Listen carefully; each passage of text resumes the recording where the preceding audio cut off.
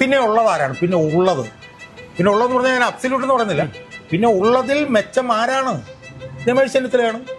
അതിന് ഒരു 5-6 കാരണങ്ങൾ എനിക്ക് പറയാനുണ്ട്. 2016 മുതൽ 21 വരെ അയാൾ പ്രതിപക്ഷ നേതാവായിരുന്നു. എത്ര തവണ പിണറായി വിജയനെ മുട്ടുകുത്തിച്ചു? എത്ര വിഷയങ്ങൾ, ഒരു 1/2 ഡസൻ തവണയെങ്കിലും പിണറായി വിജയൻ കോടതി പോയിട്ടുണ്ട്.